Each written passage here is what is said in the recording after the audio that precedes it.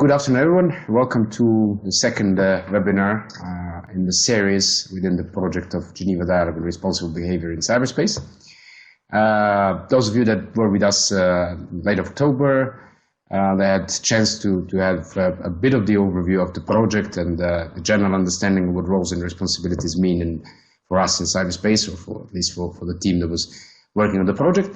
But as a quick maybe reminder, the Geneva Dialogue on Responsible Behaviour in Cyberspace is a project which is driven and organized by the Ministry of Foreign Affairs of Switzerland with support of Geneva Internet Platform, University of Lausanne, University of ETH Zurich, and UNIDIR.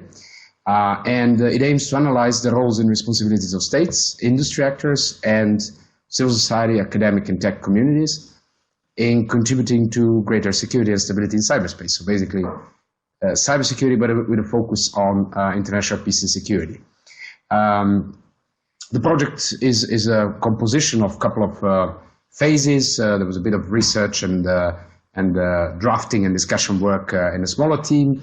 There was a workshop in Geneva on 1st and 2nd of November, which was a multi-stakeholder composed with some 50 people from industry, civil society, governments, discussing the roles of these three main pillars: governments, the private sector, and then civil society and communities for 2 days. And along with that, we basically organized, or will organize, all in all 3 webinars. The first one was mapping. Today we are discussing the role of civil society, and then next Friday we'll discuss the role of the private sector in this whole context. The role of the government has vastly been discussed already within the UNGG and many other bodies. We're not missing that. There'll be a continuation most likely, but we wanted to focus on something that's not so common as within the discussions. Now, what we're going to discuss today, as I said, is the role of the civil society and technical community, and we'll see what it means also. Civil society is a broad term, technical community as well. And we'll try to link particularly to the norms development process and confidence building measures, and even more particularly to the UNGG work. So that the 3 reports of the UN Group of Governmental Experts issued in 2010, 2013, and 2015, all of them make some reference to the role of other actors, not just the governments, such as in engagement in cooperation and confidence building measures, in ICT security and network security, in capacity building, in education, public-private partnership, exchange of information, assisting certs, and so on. The OIC confidence building measures, more particularly even linked to the, or reference to the engagement of other stakeholders. What we want to do today is actually to explore the functions. So what are the different functions that civil society and technical community can play, such as, do they play a role in policy development, in norms development? Do they play a role in prevention, operational mechanisms, in research, in oversight, and so on? And then in the second part of the webinar, we'll particularly link to a couple of the norms out of 11 norms that were developed within the GG report of 2015 as an exercise, as a playground to see, in a very particular case, how can we expand and analyze the role of these communities. It's a great pleasure to have with us today our 2, I can say, discutants or panelists, Lea Kaspar from Global Partners Digital, and Serge Droz, who has 2 hats today. He's on one hand with the community of incident response teams, and on the other hand, or the other hat, as the ICT for Peace as an NGO. So you can already see the diversity of the or the overlaps between different communities and organizations. Moving on to the first topic of discussion, and by the way, when it comes to your interaction, all of you in the Adobe space or in YouTube, at any point, just feel free to post your comments and the chat. We have Natasha Perucica, our colleague, who is a remote moderator. She will help us channel the questions and comments to the discussion. We won't have a specific space for Q&A or comments. We'll just try to feed them as we go at all the times. So just go on and discuss in the chat window as well, and we'll try to connect the two spaces. The first part of the discussion is, and before I actually move into the question, so what could be the role and is there a role of civil society and technical community, I wanted to ask two of you, Lea and Serge. We said that these communities are very diverse, that civil society is absolutely not a coherent community. There are various types of civil society organizations, and I suppose it's the same with the technical community. So maybe, Lea, a quick comment on how would you define or explain to those that are not from civil society, and even to them, what fits under civil society, how diverse that is, and what type of organizations are they, what they do, and so on. Lea. Hi everyone, and thanks, Vlada, for hosting this and for having me participate in this webinar. I think that's a good starting point, and just for everyone's awareness, the organization that I run, Global Partners Digital, is a civil society organization that's been active in the internet space and internet policy space for the last over 10 years. So I'll be speaking with that hat on. To answer your question, Vlad, I mean, there are different ways of categorizing stakeholders. There are different groups, and civil society is sometimes defined as everything that other stakeholder groups are not. So if you exclude state actors or that group, and if you exclude the private sector, then everything else sometimes falls under that rubric of civil society.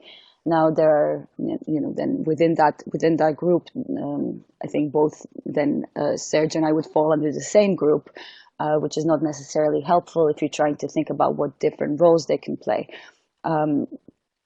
as they're quite different, right? So if you compare a human rights advocacy organization, and a CERT, we're quite different beasts, and our engagement and modalities for engagement of these stakeholders should be quite different. Now, in terms of very narrow definitions of civil society, I've heard definitions that have to do with based on the interest or what the aim of the organizations are. So you can look at it like that, and in that you can see a number of public interest actors that work for different goals in this space, from human rights, which is where my organization falls, to rights of minorities, indigenous groups. All sorts of interests can fall under that. Outside of the internet policy space, it can be environmental groups, but I think for the purpose of this conversation, if we can think about the civil society as public interest actors, or actors that act in the public interest, I think that's how I would define the group, but happy to discuss as well. Thanks, Lea.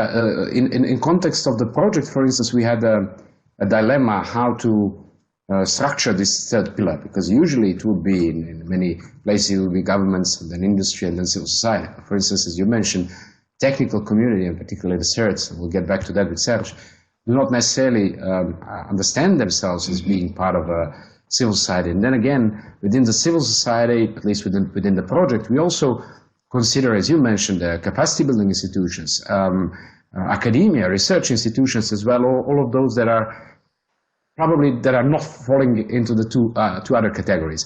Now, Serge, maybe back to your first hat, which is ICT for Peace, as an NGO, if you have anything to add to Lea's part, and then you can move to how do we understand the technical community. So what is actually within the technical community? Serge.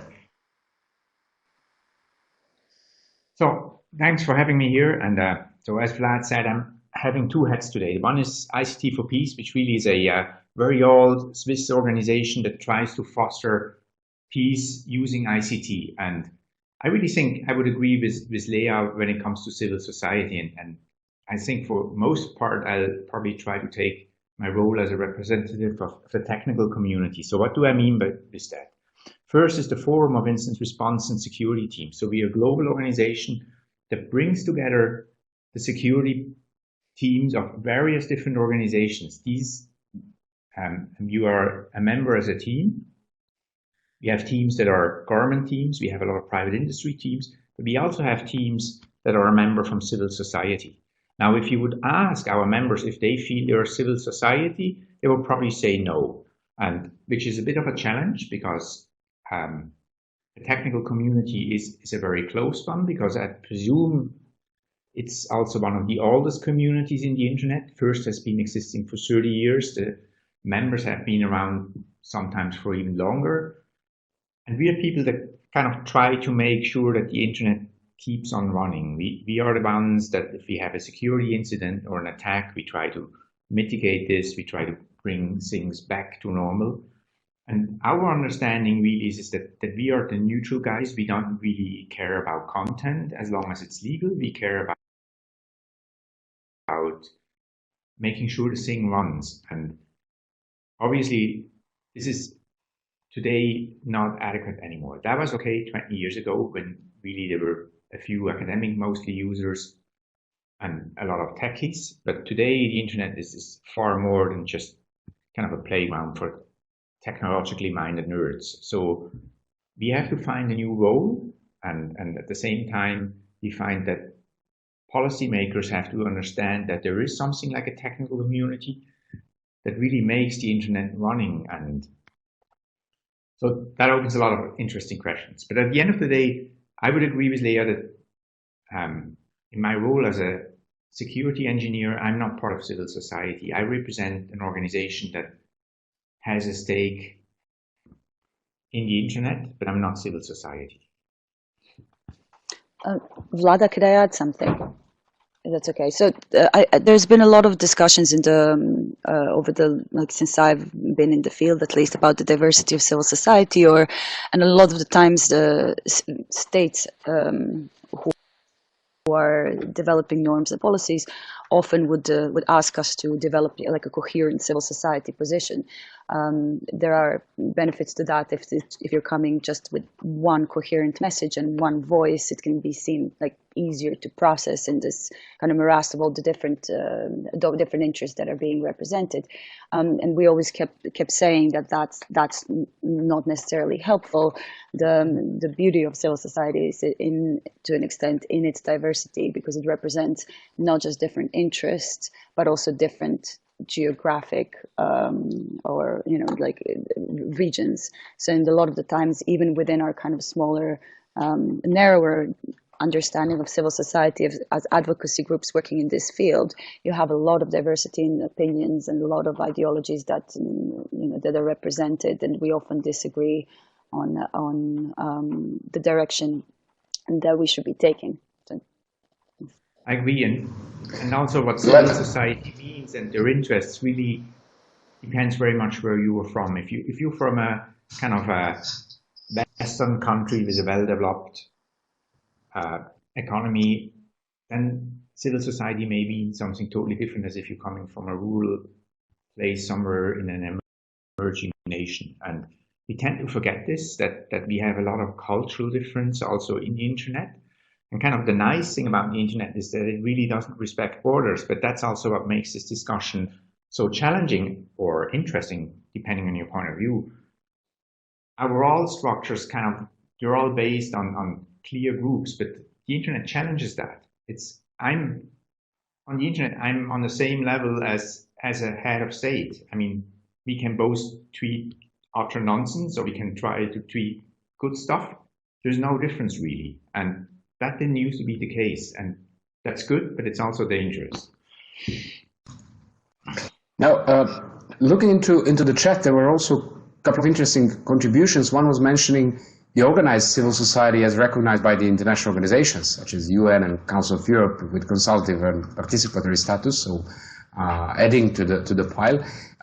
And then Fonch and Denise mentioned that civil society organization work with technical personnel also. That's particularly also for some of the developing countries where you have a lot of civil society organizations actually, as you mentioned, Serge, in field working with technical issues. And then to start the next question, actually, this comment from our YouTube channel by Muleza was that the public interest actors, if you focus on Africa, for instance, or as an example, where the literacy level might not be too high, they might have a different type of involvement, and that probably resonates exactly what you mentioned, Sarah. So the question for two of you is, now moving into the international peace and security and cyber field, or cybersecurity.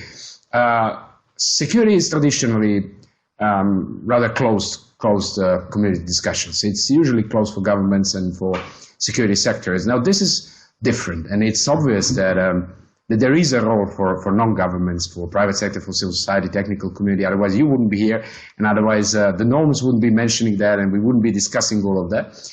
But first question is, to what extent you feel that there is a space, because of this sort of traditionally closed environment, to what extent you feel that there is a space for your stakeholder groups to actually help in this field? And then what are some of the functions? What are some of the general functions that you see? And we mentioned some like participation in policy development, norm development. Is there a role for civil society, technical community, educational research? Definitely. Oversight. What are some of the key functions that you can think of on a general level? And then we'll go into details in a couple of minutes. Blair.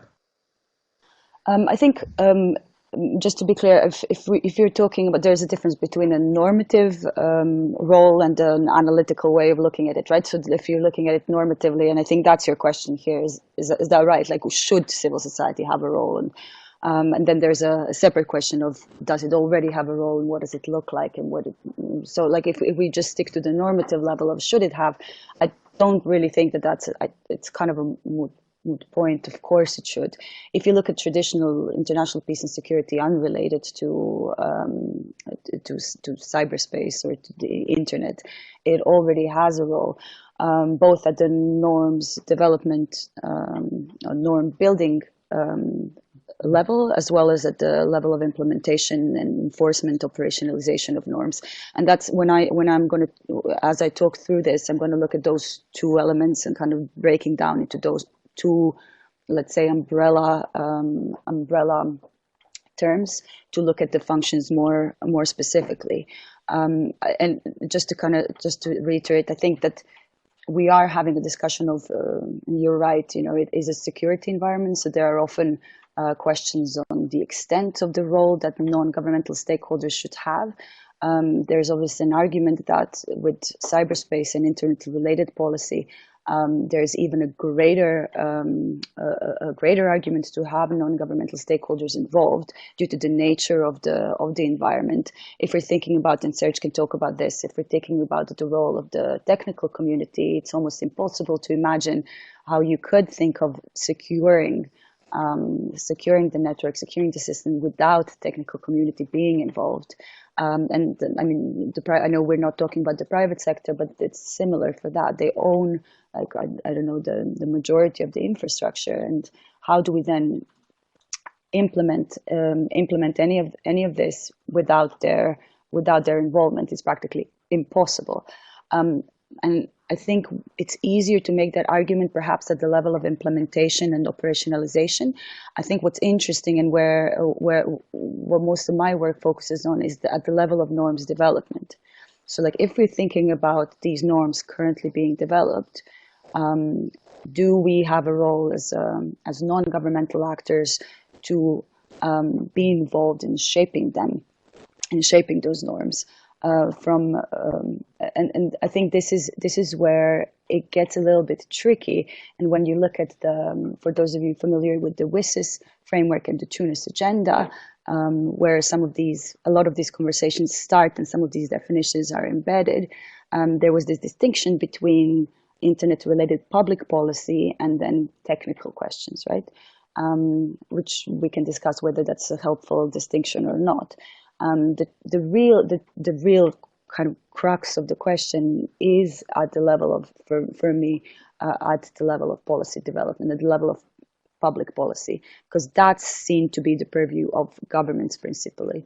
And if you look at the Tunis agenda, that's how the roles of different stakeholders are defined. If you, I was just looking it up, and in fact, in the Tunis agenda, the role of civil society is confined to important role as like playing an important role in internet matters, especially at community level, and that's it. Like that's very limited and very, I think, like a narrow understanding of the role of civil society.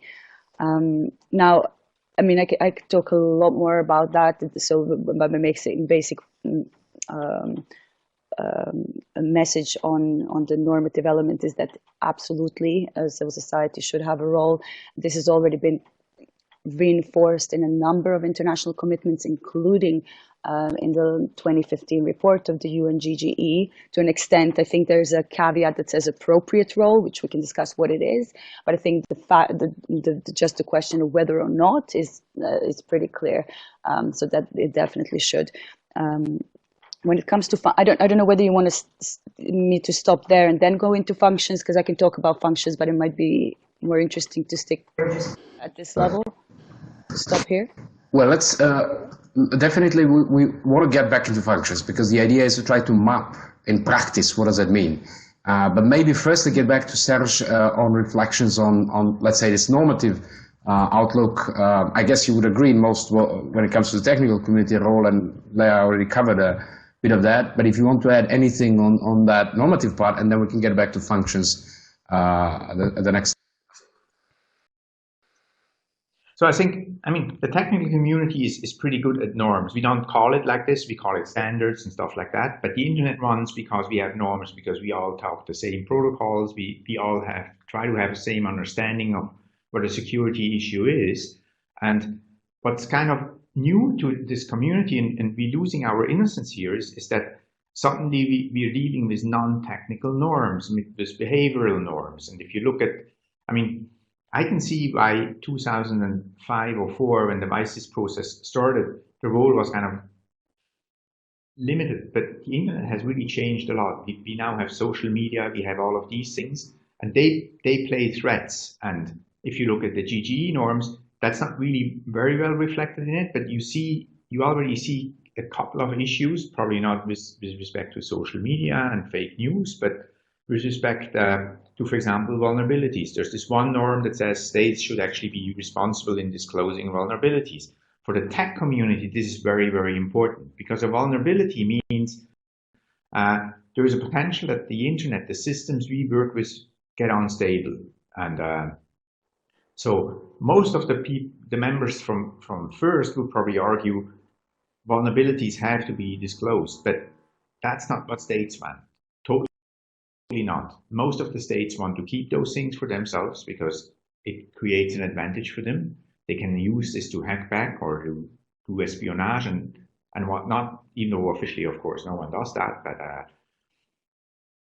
and here we have to take a stand, and it's typically, I guess, the challenge for us will be to take a stand in stuff that's not technical of nature.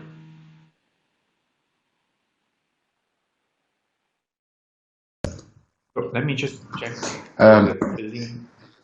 Yeah. Okay. Go ahead, Vlad. Thanks. So I'll move it forward to the practical thinking about functions, and I'm looking at the chat.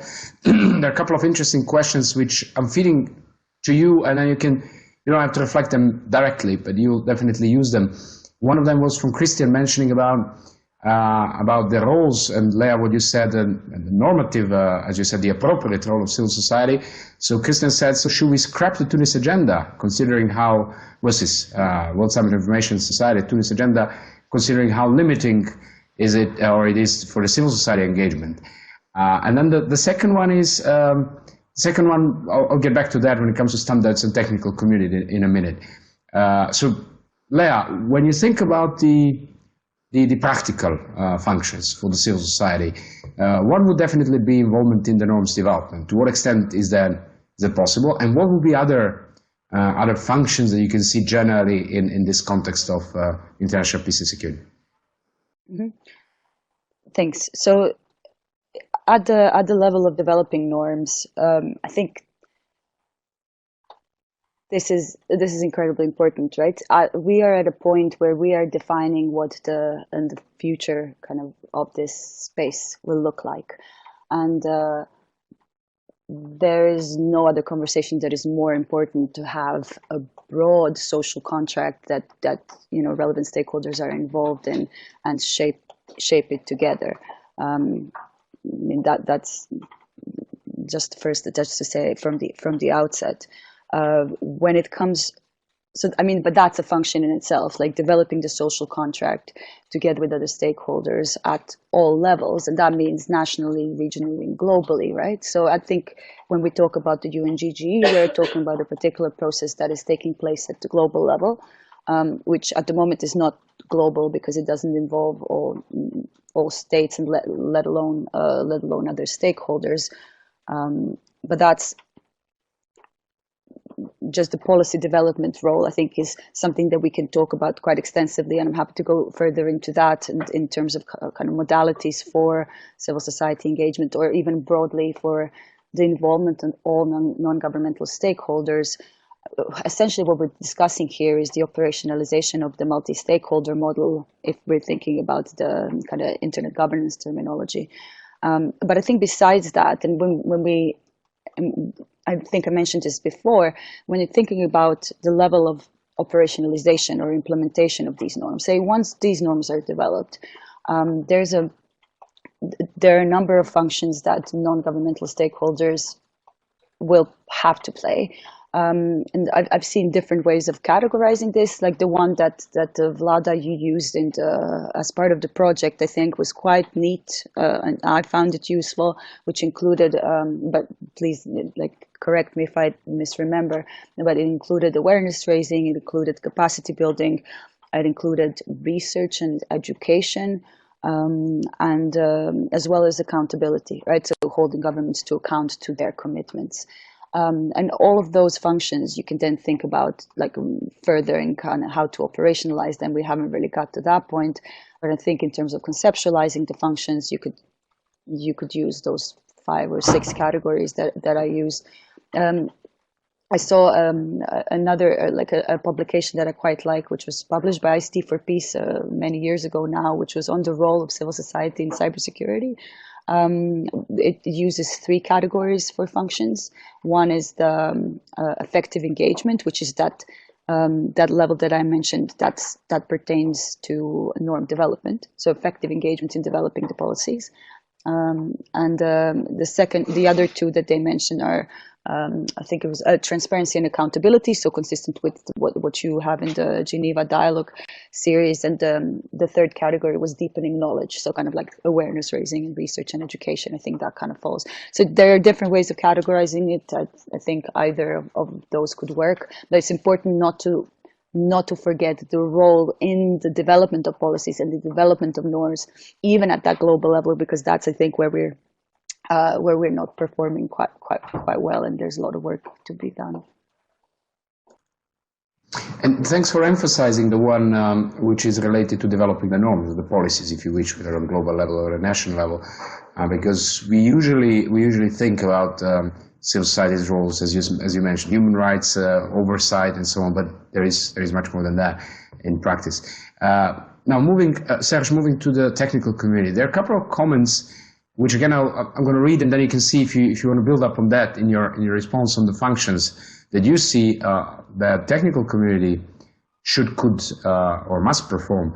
One question was, are there any of the technical community organizations which are accredited by the ECOSOC, for instance, the UN ECOSOC, ISOC, maybe IETF, and so on? So how do they, what is their place within the formal UN system, whether they are recognized?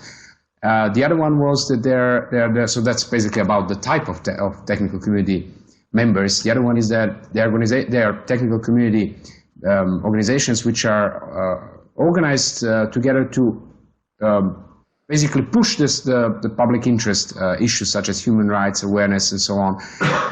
And I didn't understand the example that Didier put, but Didier, you can again repost the example. But I suppose, for instance, ISOC might be one of those that also does the technical issues, but also advocate rights and public interest. And then there was a question related to, and that's one of the functions I would see of technical community standards. There was a question by Chenny, how does this technical community set the priority for developing standards? and your norms in a way. So what is your process in that? It's a variety of questions. Then try to streamline them into your views of what are the functions when it comes to the technical community. Serge. Okay, so I mean, obviously the technical community should be. There is some bit of a lag on the side of Serge. Let's see if we get him back. Today, also a bit of, when it comes to security, especially if we move away, maybe the technical. Looking at the chat in the meantime. Community to cope with that, but I do think it's used, and there's a couple. I'll just give you an example. There was recently a large takedown that involved a lot of domains that had to be. The people that were running that were saying, hey, some of these domains were in places that were totally not democratic. They were in states that were not democratic. And the technical community was approached, can you please help us? After explaining the case, the answer was, well, yes, we can do that. Please not mention this to the government, because we just told them it's technically not possible.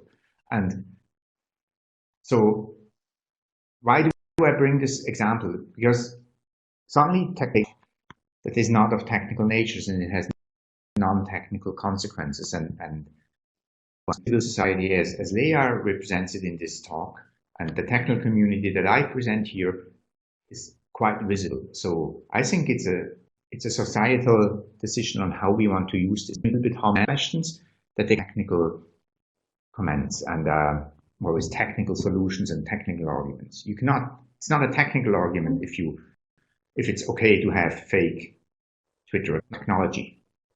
And having said that, I also feel that the technical community is often not involved today in the norms building, and often needs a better understanding of the technological background of the systems they try to manage. And we're facing some challenges with hearing you, Serge. Check the connection. Seems like it's dropping. We could hear bits and pieces. But it was quite incomprehensive, so I'll probably ask you to repeat some of the points. What we could realize is that the examples that you mentioned is that in particular cases there are roles of technical community to help with solving some of the problems in technical way, which would definitely be, or which are commonly connected also to political issues such as human rights and so on. And then the other sort of function that I heard from you was helping to understand what is under the bonnet, how do things actually work, and particularly probably for policymakers, which need to be aware of how things work before or while they're working on policies, that there might be a huge role and responsibility of the technical community, both to help them understand, or other stakeholders, help other stakeholders understand how things work, and also be a sort of a corrective factor within the policy development or norms development on things that maybe do not match with the technical reality, how things work. Okay, we'll try to get Serge back with some better connection, and in the meantime, I'll switch back to Lea to see. When you look at, again, focusing even further, this time on the GG norms, and in 2015 we had these 11 norms which span from general cooperation among countries, from preventing the or using one's territory for attacking the others, to protecting critical infrastructure and avoiding attacking others' critical infrastructure, to certs and protecting the certs and not misusing them, to preventing the proliferation of cyber arms, to human rights. What would be, let's say, your pick of maybe 2 or 3 norms that you can more clearly see, or one even, that there is a big role of civil society in implementing at least that or those norms? Lea. Mm-hmm. Thank you. And I'm just straight up, I mean, there's a norm that I think that's E, which is in particular reference to human rights, which says that states should respect human rights. And I mean, there's no way of overstating the importance of independent organizations who play a role in accountability, and transparency, and keeping governments to account to their obligations under the international human rights framework.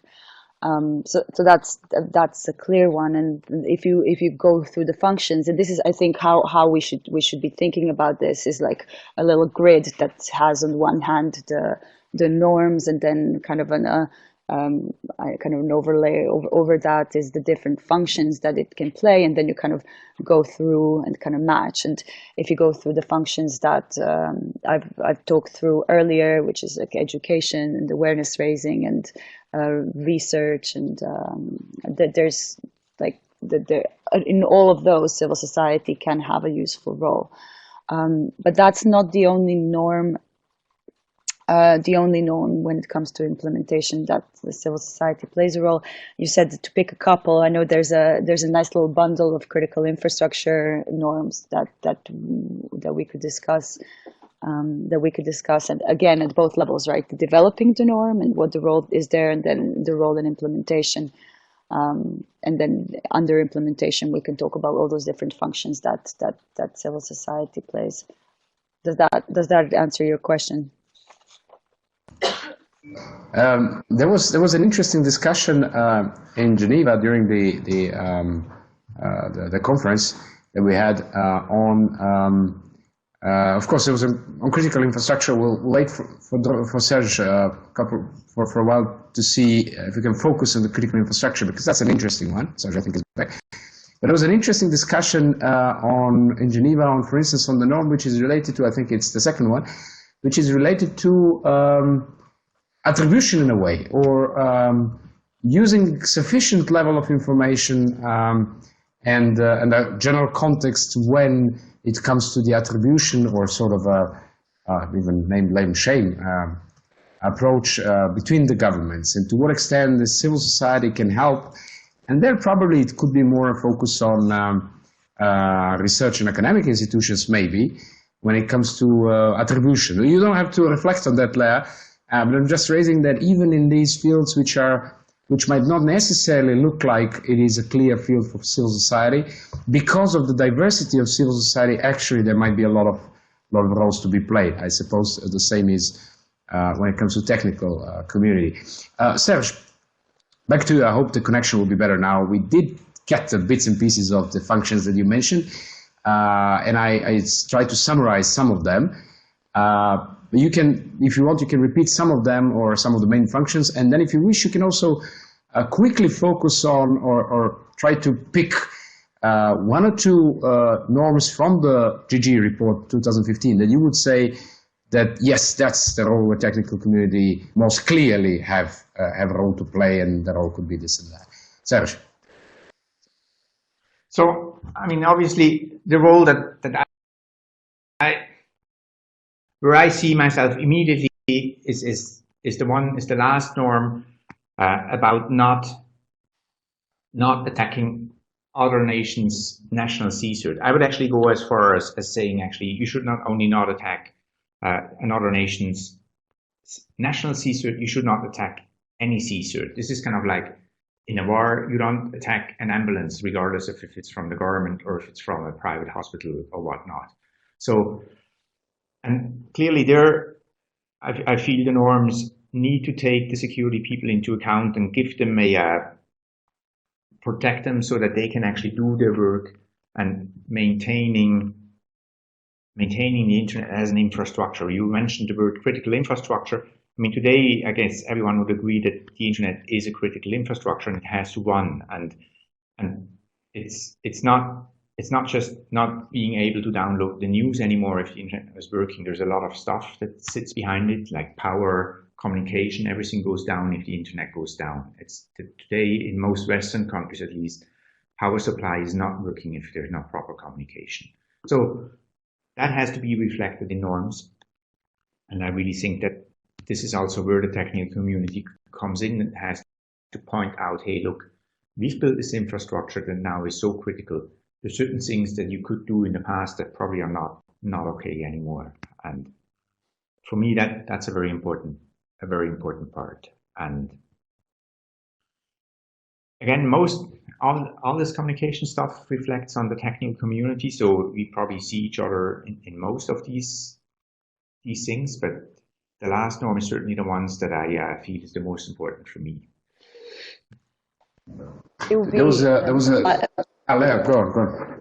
Sorry, I just wanted to say they would be really interested to hear like what governments, who were in part of those discussions, how they saw the role of different stakeholders. As far as I understand, but I mean, we would need someone from the government to confirm this, is whether it was actually the applicability of the multi-stakeholder approach to in the realm of international peace and security that was one of the causes for lack of consensus of the last GGE, and that would be something interesting to then know, because like we can talk to each other and say like, yes, we have an important role and we would love to play an important role.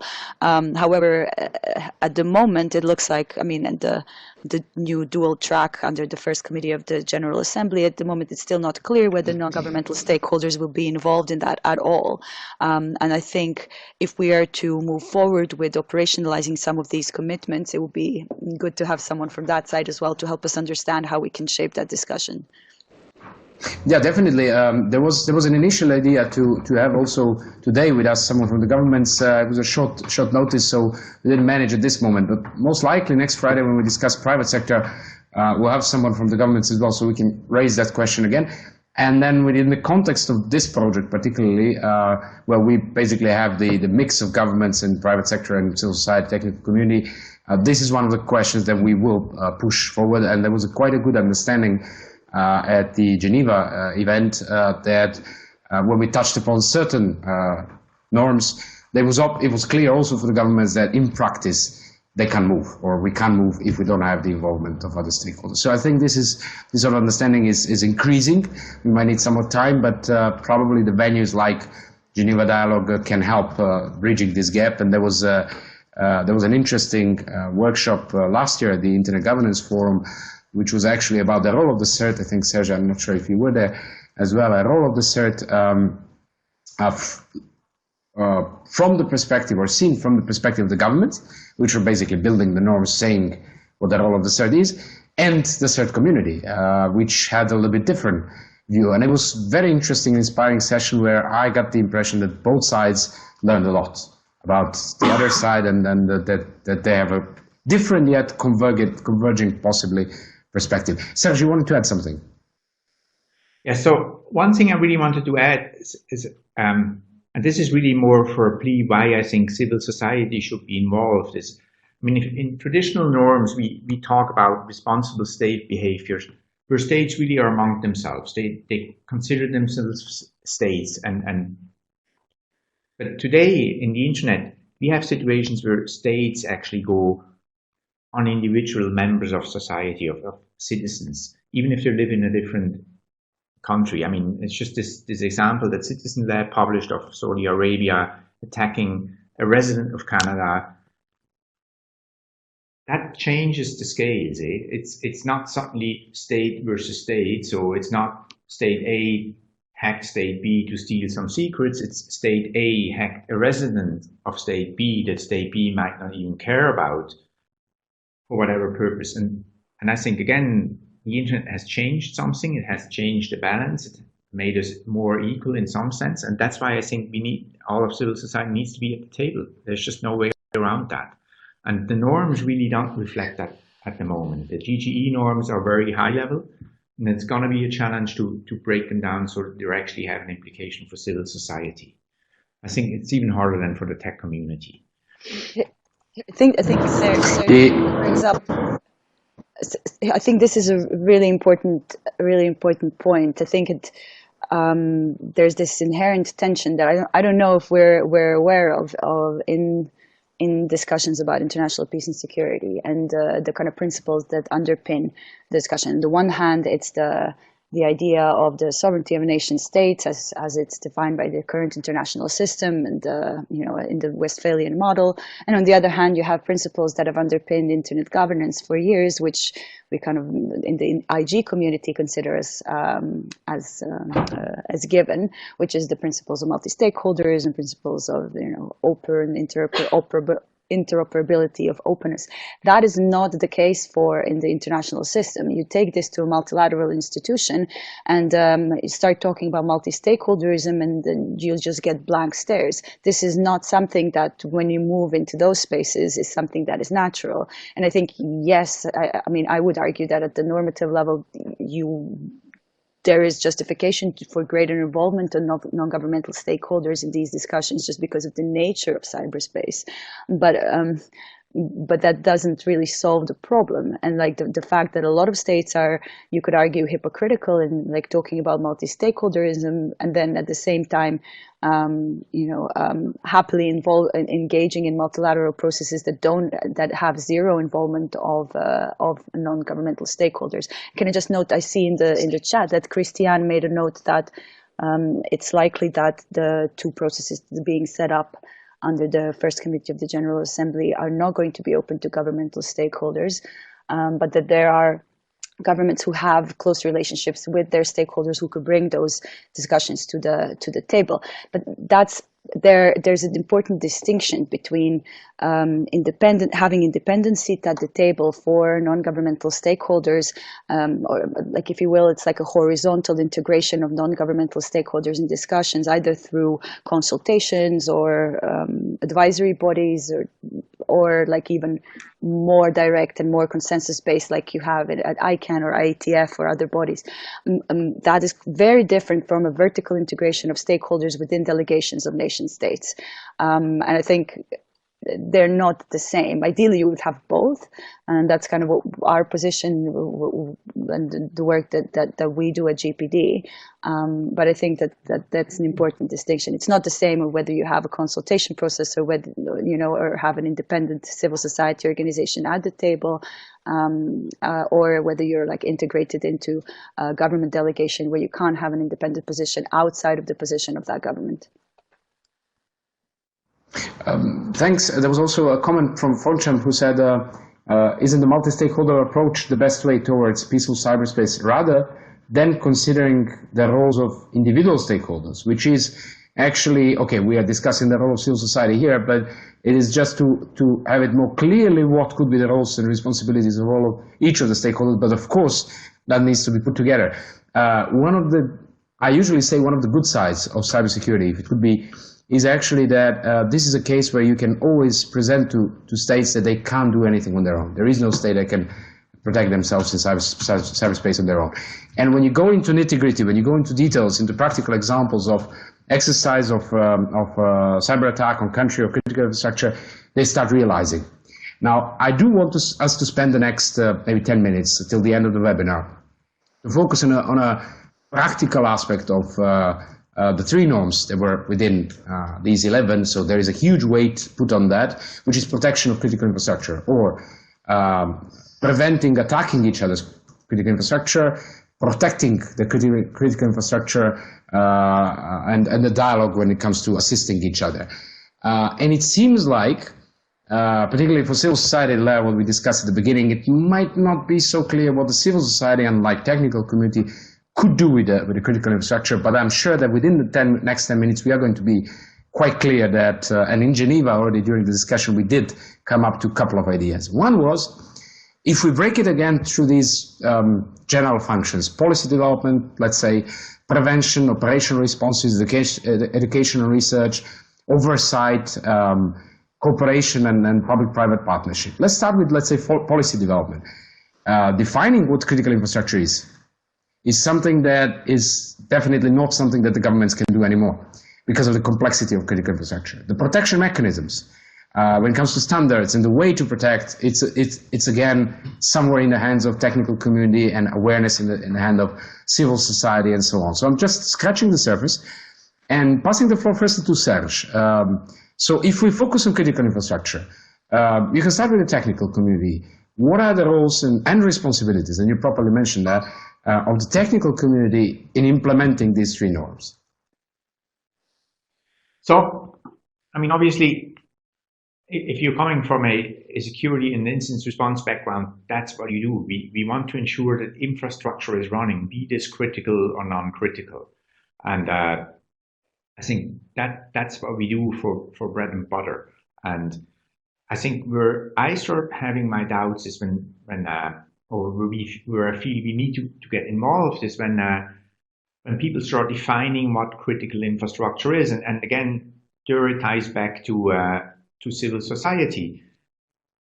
For a state, critical infrastructure, and a lot of the states and policymakers are still kind of in this you're stuck in, I don't know, the 70s or so, where critical infrastructure are usually huge buildings surrounded by barbed wire, but that's not true anymore. If you take a classical critical infrastructure as energy, energy is decentralized. Everybody has solar panels on the roof. So is this little house down the road with a solar panel on the roof critical infrastructure? Well, it probably is not. But if 40% of these together are critical infrastructure, and we have to come up with schemes to protect these. And we also, and that's another task that the technical community has to ensure, is that the stuff we produce, the stuff that we kind of connect up to cyberspace, is secure by design. And so that's where those norms really trickle down to kind of the factories. If we all have garbage devices that can be hacked and take down an entire nation, I mean, take Mirai. Mirai were dirt cheap webcams. They took down the US for a day.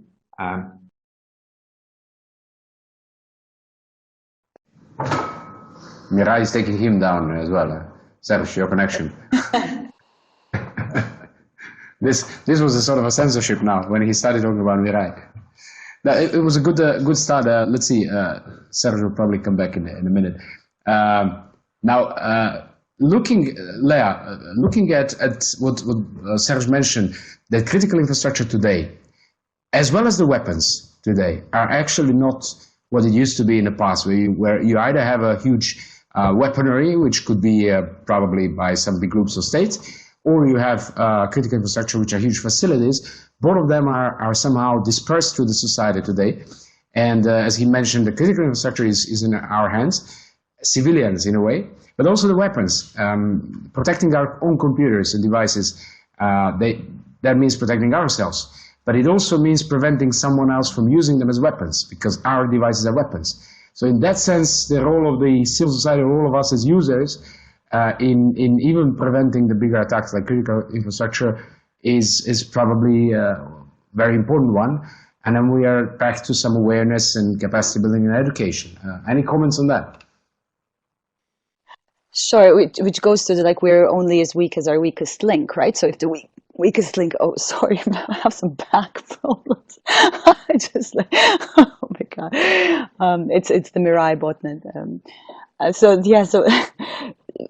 if we're as weak as our weakest link, and the weakest link is the user, then like there's an obvious role for capacity building and what we often call digital security training, right? So digital security training and building overall cyber hygiene, and that ranges from like having better passwords, right? And that's again a completely different function, not completely different function, but different to when we talk about developing frameworks and tools and definitions, right? And but absolutely, I mean, I agree, because you point to this kind of difficulty of segregating and saying like this is only a role and responsibility of one stakeholder group. Well, it's not, unfortunately. I mean, if it were that simple, then we'd have nothing to talk about, and we'd all be out of work. but there's a lot more that we can do. Although, I mean, yeah. So I'll stop there. And what I'd like to kind of come back to, Vlada, maybe if possible, if we have time, is some models for how we can operationalize that and raise some kind of start discussing that, but maybe if we have time. I'll keep it for the closing thing in 2 or 3 minutes. One addition to what you mentioned when it comes to education and capacity building was also the dialogue. That was interesting in discussions in Geneva, that sometimes the governments cannot sit together to discuss and communicate better what their intentions are, what sort of weaponry they might have, and so on. And the role of the civil society or non-state stakeholders in track 2 dialogue, in building up these connections, raising awareness among the governments, especially, and we've heard it also in the chat today and in Geneva in discussion, especially in developing countries which might not have a high level of understanding of the cyber threats awareness or issues, and then maybe even the role of civil society when it comes to transparency of what weaponry, how and what weapons states actually do have, how do they use it, and some sort of oversight was also quite underlined, which is a very, very critical prevention mechanism or role of the civil society as well. Maybe two quick comments from Serge and Leah on this issue on critical infrastructure before we wrap up. Serge, anything to add since you dropped for a while when you mentioned Mirai? I don't know if it was accidental or not, but if you want to add anything more on the roles when it comes to critical infrastructure.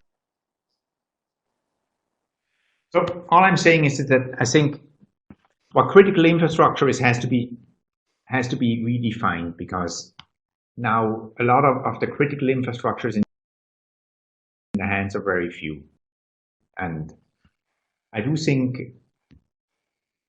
we're just getting dependent a lot more on all the devices in cyberspace. And a lot of these devices are operated by people in civil society. And therefore, these people have to be brought around the table. They have to be involved in the discussion. They have to be protected. We have to enable these people. Leah said the users are the weakest link. And that is probably true, because a lot of people use this and don't really know what it is they use. And they need to have a voice, and they need to get the support they need for this thing to stay on. I mean, Mirai showed that non-critical infrastructure becomes critical if there's enough of it. Maybe. So one thing we haven't discussed, and I'm just thinking it might be useful to say, like, are there any functions or any norms in which some stakeholders should not have a role, right? Whether are there spaces where we can say, like, okay, no, that's for other stakeholder groups too. And I think so. In Geneva, we actually had an interesting exchange on that. So, and I was making the argument that when it comes to incident response, there are parts of the process where you, like the 24-hour, you're dealing with the incident. There's a 24-hour window where you can, I don't know, discuss patches, and that this is not necessarily the appropriate time to have a broad, all-encompassing discussion with all relevant stakeholders in the room. It's just not practical, right? And that's not what I'm arguing when I say that civil society has a role. I think the role is in developing the framework which will be used when it comes to the incident response that is followed, right? So that the stakeholders who are there implementing this, and the framework has been informed by considerations of different stakeholders.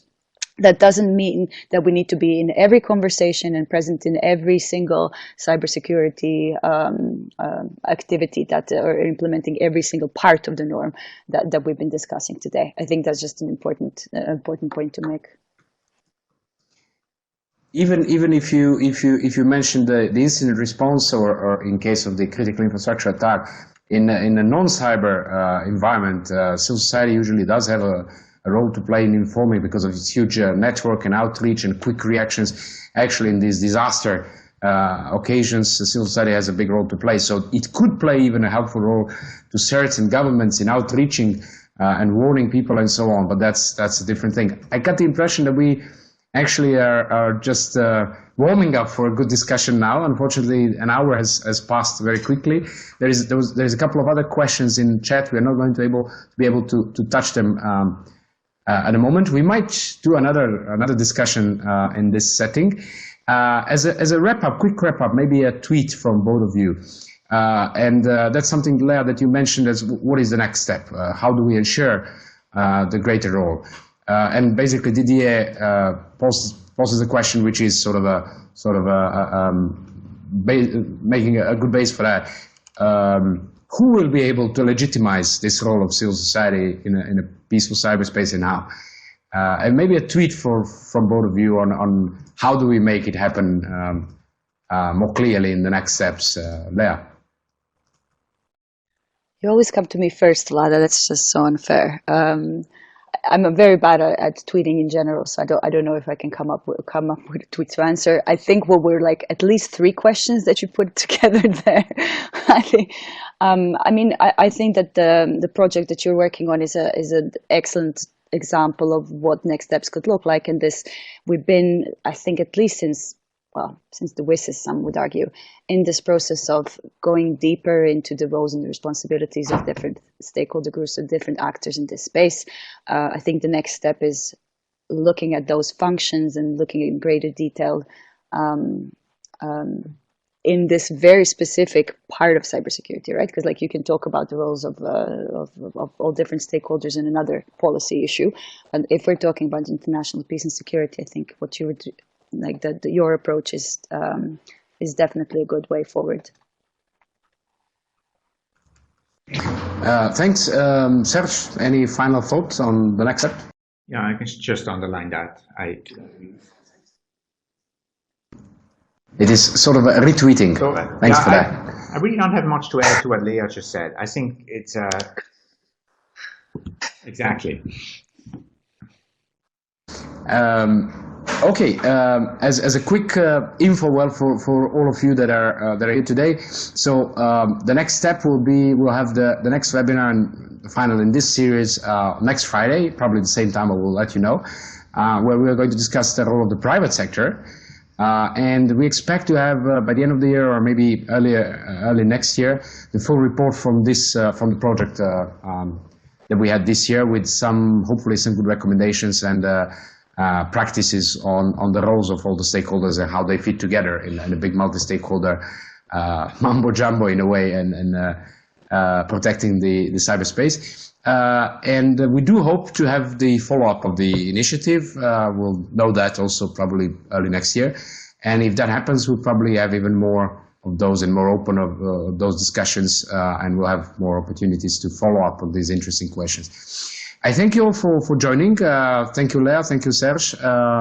And there will be a recording from this webinar. There will also be a quick summary from the webinar in the next few days. And then I hope to see you next Friday for the role of the private sector.